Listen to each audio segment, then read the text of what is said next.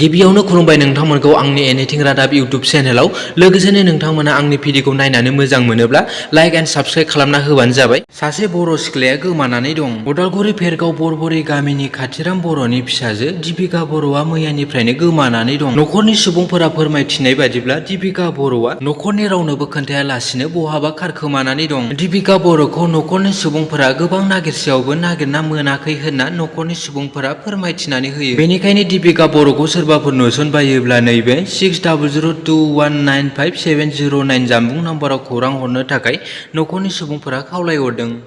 हाग्रानि मैदेरनि गाग्लोबनायाव 9 थाखोआव फरायनाय सासे उन्दै हिनजावसानि जिउ खहा जायो। थांनाय हरनि समाव हाग्रानि मैदेरनि उदखारजों फिन आरोबाव सासे उन्दै हिनजावसानि जिउ खहा जायो। तामुलपुर जिल्लानि कुमरिकाटा हाग्रा बिफाननि बेन्दोंआव गोलैनाय बगाजुलि सिमलुगुरि गामिनि अजय बर' आरो रुपाथि बर'नि फिसाजो 14 बोसोर बैसोनि मनिका बर'खौ हाग्रानि मैदेरफोरा थांनाय हरनि समाव गाथारनानै जिउ फोजोबो। बे जाथायखौ लानानै ओनसोल नाङैनो गिखांनाय फैदों। मख'नो गोनांदि हाग्रानि मैदेरफोरा बगाजुलि हालामाव सिगांनिफ्रायनो गोबां मानसि बुथारनायजों लोगोसे न' बांफोरखौ सिफायनानै रायजो राजाफोरखौ गोजोन गैयै थासारि सोमजिहोगासिनो दं। जायनि थाखाय बे ओनसोलनि मैदेर आरो मानसिनि गेजेराव दावहा सोलिबाय थानायखौ फोजोबनो थाखाय खुंथाय गोहोनि सरकार आरो हाग्रा बिफानखौ गोख्रों खावलायदों जायगानि रायजो राजाफोरा। बेजों लोगोसेनो दुखुथिया न'खरखौ रांनि अनसुंथाइ होनायजों लोगोसे सोरखारा दुखुथिया न'खरखौ मदद खालामनांगौ होननानै रायजो राजाफोरा दाबि खालामदों।